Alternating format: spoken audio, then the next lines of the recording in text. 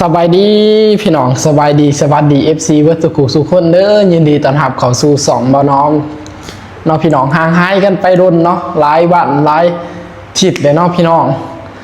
คลิปนี้บ่น้องกับสีมาเล่าประสบการณ์บ่น้องเฮ็ดงานอยู่เมืองไทยเนาะทุกคนมาเจออีหยังแหน่เนาะทุกคนเดี๋ยวบ่น้องสิมาเล่าสู่ทุกคนฟังเดี๋ยวมาหับชมหับฟังนำกันมาทุกคนก่อนสิพังผากทุกคนติดตามมาน้อมในเด้อผากให้กำลังใจมาน้อมในเด้อพี่น้องก็ขอมุขขอบใจทุกคนที่ติดตามมาหอนจนหอนมือนี้เนาะทุกคนนี่ก็คือบรรยากาศในห้องที่ปัจจุบันเนาะห้องพักหรือว่าถาวรได้ออกวุฒิต่างจังหวัดก็ได้อยู่แบบนี้แหละพี่น้องห้องพัดลมหน่อยๆเนาะแต่ก็เสื้อนี่แหละเนาะพี่น้องสู่ชีวิตเอาเนาะอยู่มาอยู่หวานเพิ่นก็เก็บอ้อมแหละพี่น้องเอ้ยมาน้อมกะโอ้ได้ประสบการณ์หลายอย่างเนาะทุกคนนี่เอาน้องก็หายของควันตัวเองเนาะพี่น้องนี่ว่าน้องก็ซื้อดุนแหละน้องบ่ได้มาถ่ายบอก FC นะทุกคนนี่ห้องเนาะซื้อแกเก็บใบเนาะส่วนนี้ก็บ่ค่อยสบายเนาะทุกคนบางเดือนดังบ่น้องก็หยุดไปทุกคนประมาณ7 วันเลยเนาะหยุดไขเนาะมาอยู่เมืองไทยนี่ถ้าเป็นยังมากอะอย่างแหละพี่น้องเอ้ยถ้าเฮาบ่เก็บเงินเก็บขับเนาะมาอยู่หวานเพิ่นก็คือว่าเอาให้เนาะสู่ชีวิตแหกเนาะว่าน้องก็ได้ประสบการณ์หลายอย่างเลยเนาะพี่น้องบ่ว่าสิไปนั่นไปนี่ไปนั่นกินนั่นกินนี่เนาะหัวหน้าแบบพาไปเบิดเพิ่นใจดีแฮกเนาะมาอยู่นำเพิ่นก็ก่อนอื่นก็ขอบคุณพี่ต่อพี่บอมที่ให้โอกาสน้องเนาะทุกคนให้โอกาสบ่น้อมที่ได้มาเฮ็ดงานนำเพิ่นเนาะทุกคนบอกบ่น้อมเฮ็ดงานอยู่นี่บ่น้อมฮู้สึกว่ามีความสุขหลายทุกคนก็บ่เรื่องเมื่อยบ่ก็เมื่อยนี่เรื่องเมื่อยนี่ก็ปกติเนาะพี่น้องเฮาเฮ็ดงานเฮาก็บ่มีไผบ่เมื่อยเนาะแต่ว่าเรื่องน้ำใจนี่บ่น้อมเพิ่นอยู่น้ำใจคนไทยแบบสุดยอดหลายเนาะทุกคนบ่น้อมก็สิตั้งมุกตั้งใจเฮ็ดงานแบบเต็มที่เนาะทุกคนนี่แหละเพิ่นน้ำใจเนาะบ่น้อมได้จากคนไทยเนาะทุกคนขอบมุกขอบใจหลายๆเด้อเนาะบ่น้อมกับจักสิจังไดเนาะพี่น้องคิดแบบ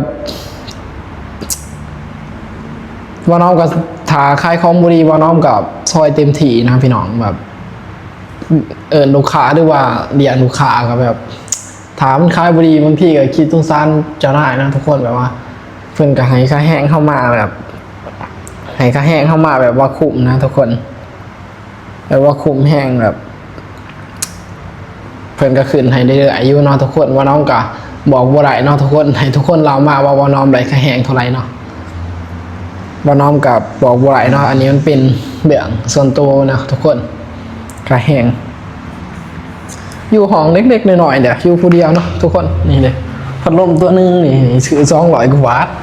เสื้อนี่ก็200ซื้อจาก TikTok นอนนี่เสื้อมอนที่นอนนี่อยู่คนเดียวนี่พี่น้องนี่เด้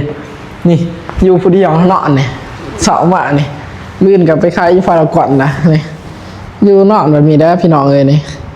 เบียดมาซะแล้วนี่ได้อยู่ผู้เดียวเนาะสู่ชีวิตเอาเนาะทุกคนอยู่บ้านอย่างเมื่อเกี่ยวข้าวกับบ่ได้เมื่อเนาะเก็บเงินเก็บคำส่งเมื่อให้แม่เอาพี่น้องไปที่ตามบ่น้อมกะถ้าเบิ่งประมาณเดือนนึงแล้วบ่น้อมสิกลับไปเด่นบ้านประมาณ10 บาทนี่แหละวันหยุดเนาะปีใหม่เพิ่นหยุดให้พี่น้องบรรยากาศในห้องบ่น้อมประมาณนี้แหละทุกคนเลยเนาะบ่น้อมก็ขอบคุณพี่ๆคนไทยที่ติดตามเอ็นดูบ่น้อมเด้อให้กำลังใจบ่น้อมมาตลอดเนาะทุกคนบ่ว่าสิเกิดหยังบ่น้อมก็บ่ว่าสิเกิดหยังขึ้นกับบ่น้อมก็สู้นะทุกคนสู้สุดเนาะบ่ว่าชีว่าไข่เนาะอยู่ใน7 บาทเลยพี่น้องบ่ได้ทำงานเงินเดือนออกมาเหลือเงิน 7,000 บาทเนาะก็ได้ก็ฮักผากนั่นผากนี่ให้แม่ก็เดือเท่าใดเนาะทุกคนก็เดือกินเดืออยาก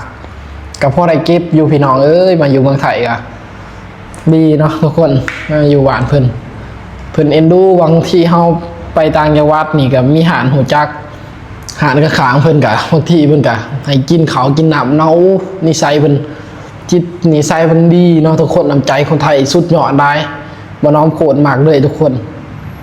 เดี๋ยวว่าน้องที่ถ่ายบรรยากาศห้องให้พี่น้องเบิ่งเนาะเสื้อผ้าเฮ็ดงานมากก็บ่ได้ซัก ได้เก็บเนาะเดี๋ยวถ่ายพี่น้องเบิ่งนี่พี่น้องห้องเนาะกว้างอยู่นี่มันก็มาหมาซื้อมาหมาไหวเนาะเสื้อผ้าแค่นี้แหละพี่น้องหนุ่มดาววันเนาะเขาตั้งใจพี่น้องเลยหาเงินหาคำเพื่ออนาคตเพื่อได้ลูกได้เมียเนาะครอบครัวพี่น้องนี่ห้องประมาณนี้เลยเนาะขอบคุณทุกคนที่ติดตามมาน้อมมาหอนมือนี้นะเนาะขอบคุณได้ๆเด้อพี่น้องเฮ้ยมาน้อมกับมาอยู่นี่รู้สึกว่าคนไทยใจดีกับบ่น้อมแหงเนาะทุกคนน้ำใจคนไทยสุดยอดได้เนาะบ่น้อมมักเลยพี่น้องเลยน้ำใจคนไทยสุดยอดบ่น้อมก็อยู่แบบสู่ชีวิตนะพี่น้องเด้ประมาณนี้แหละพี่น้องเอ้ยฝากทุกคนติดตามบ่น้อมในเด้อบาสีแบบสิไปใช้ผลงานยังเนาะพี่น้องถ้ามีเวลาบ่น้อมก็สิถ่ายให้พี่น้องเบิ่งเนาะโอ้อาคันคอเด้ โอ้อยากทุกคนสบายดีทุกคนเด้อบ๊ายบายขอบคุณที่ติดตามพักส้มคลิปน้องบ๊ายบายเด้อพี่น้องผมมีอย่างไรเนาะประมาณนี้แหละ